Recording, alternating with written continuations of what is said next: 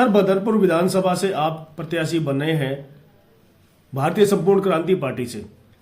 क्या मुख्य मांगे हैं, क्या मुद्दे हैं, यहाँ के लोकल समस्याएं क्या हैं जिनके ऊपर आप समाधान करने की बात कर रहे हैं? नमस्कार।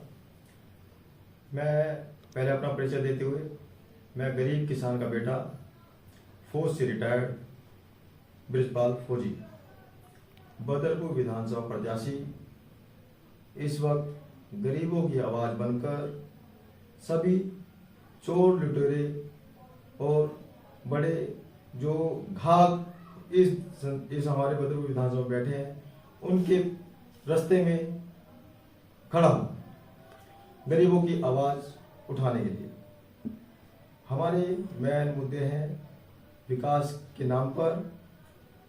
यहाँ पे आपने आते समय देखा होगा, सभी सड़कें टूटी हुई हैं, सभी नालियां गंदी, कीचड़ और कीड़े से बिलबिला रही हैं। बाथरूम यहाँ पे एकदम गंदगी से भरे हुए हैं, कोई साफ सफाई नहीं है। जनता यहाँ के नाम से, इनके नेताओं के नाम से त्रस्त है। और यहाँ पे यू टर्न की जो मेन समस्या है, सभी मेरी बदरपुर विधानसभा से, गौतमपुरी से, आलीगांव से यू टर्न को रॉन्ग रूट से आते हैं। बहुत लंबा यू टर्न है, वहां से आते समय बहुत से लोगों का एक्सीडेंट हो चुका है। यहाँ की जनता के कई भाई मेरे, उनके साथ में घटना घट चुकी है। फौजी साहब, आप एक रिटायर्ड फौजी हैं और दबंग प्रत्याशियों के बीच मैदान में उतरे हैं, तो कैसा लग रहा है जिस तरीके से जनता जो है लगातार दबंग प्रत्याशियों के बीच जाकर के उनका उत्साह बढ़ा रही है, तो आपके साथ उत्साह बढ़ाने के लिए जनता कितनी साथ दे रही है आपका?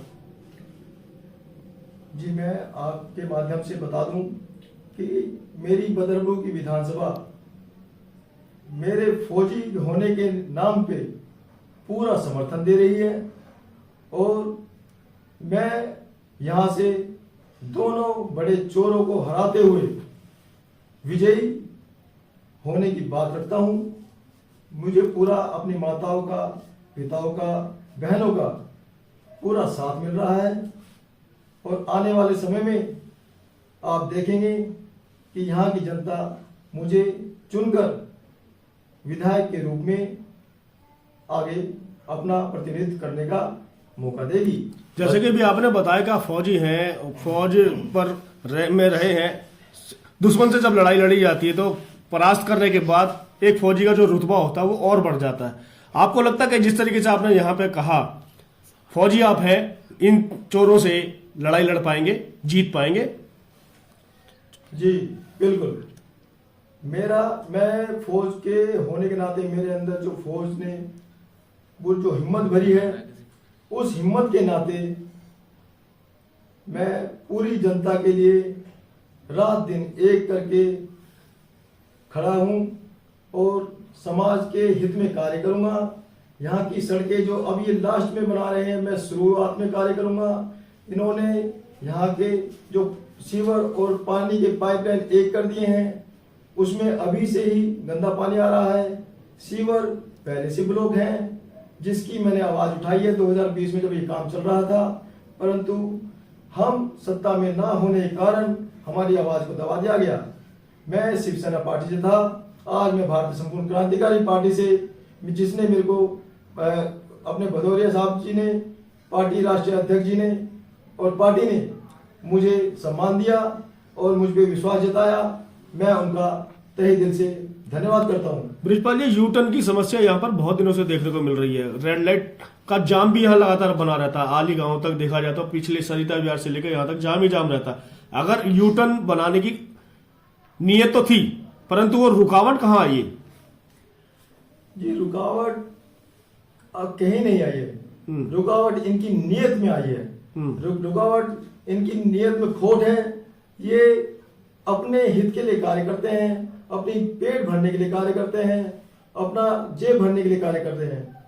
जनता मरती है तो मरने दो, इन्हें उससे कोई फर्क नहीं पड़ता है। परंतु मैं आज इनके सामने एक मजबूत स्तंभ की तरह जनता के हित में इनको ललकार रहा हूं इनको आवाज दे रहा हूँ, इनके सामने खड़ा हूँ और जनता आज मुझे प्यार दे रही है। आने वाले समय में अगर जनता ने मुझे मौका दिया, मुझे प्यार विश्वास जो मिल रहा है उस बिहार पर, तो मैं अपनी जनता का हितकर कार्य करूंगा। केजरीवाल साहब के 10 साल के विकास कार्यों के दावों को कैसे देखते हैं? मैं किसी के वैसे विरोध में कुछ बोलना नहीं चाहता, मैं किसी का नाम लेना नहीं चाहता, क्योंकि मुझे किसी पार्टी से कोई लेना देना नहीं है। परंतु आपने सवाल पूछा है तो मैं इतना ही कहूंगा कि ये जब आए थे तो ईमानदारी के नाम पर इन्होंने वोट मांगी, झाड़ू के नाम पर इन्होंने वोट मांगी, ऐसी समाज को इन्होंने गुमराह किया और आज इन्होंने एनजीओ के नाम पर पूरा घोटाला, आबकारी नीतियों के नाम पर पूरा घोटाला, पानी के नाम पर पूरा घोटाला, अब ये पेट मोटा करके अपना काम चला रहे हैं। मैं किसी का विरोधी नहीं, मुझे काम चाहिए, मेरी जनता को काम चाहिए, मुझे काम के नाम पर वोट चाहिए। मैं किसी को दारू नहीं पिला रहा हूं, मैं किसी को पैसे नहीं दे रहा हूं, भाई मेरे पास कुछ नहीं है। मैं जनता से समर्थन चाहता हूं, जनता मुझे समर्थन दे रही है। मेरे प्यार के नाम पर, मेरे काम के नाम पर मुझे वोट मिल रही है। पूरा बदरपुर इस वक्त एक तरफा मुझे वोट करने को तैयार है और मुझे वोट मिलेगी और मैं विजयी होऊंगा। विजयी होने के बाद में मैं अपना पूरे समर्थन के साथ में अपना संपूर्ण कार्य करूंगा। बदरपुर के 2 दिग्गज नेता जिनका अब तक कार्यकाल रहा है बदरपुर में, वो बड़ी ही पार्टियों से लड़ रहे हैं और कहीं ना कहीं 2500, 3000 ऐसे तमाम वादे किए जा रहे हैं महिलाओं को लुभावने के लिए।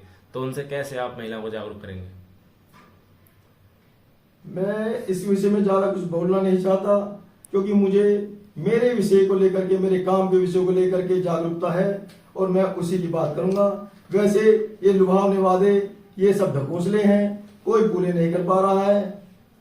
मैं तो कहता हूं जनता अपना घर खुद ही चलाती है, चलाती आई है, चलाती रहेगी और ये इनको बेवकूफ बना करके लॉलीपॉप हाथ में थमा रहे हैं। इसके प्रति ये सब झूठे वादे हैं, कोई पूरा नहीं कर रहा है। बदरपुर की जनता आपको समर्थन क्यों दे, क्या कारण है? बदरपुर की जनता मुझे इसलिए समर्थन दे रही है क्योंकि एक तो मैं फौज का सिपाही रह चुका हूं और ईमानदार आज इस बदरपुर विधानसभा में पहला कैंडिडेट हूं। इस नाम के बिहार पर मुझे यहां से समर्थन मिल रहा है। जनता को क्या संदेश देना चाहेंगे, बदरपुर की जनता को? बदरपुर की जनता को मैं इतना ही कहूंगा कि अगर आप सभी को पैसे और दारू के नाम पर जो लालच दे रहे हैं उस पे ना जाते हुए, क्योंकि अगर ये आपको पैसे देंगे तो आपका काम नहीं करेंगे। मैं ईमानदार प्रत्याशी, आपका बदरपुर विधानसभा प्रत्याशी बृजपाल फौजी, आपसे ईमानदार के नाम पे, काम के नाम पर आपसे अपने प्रति वोट मांगता हूं। धन्यवाद।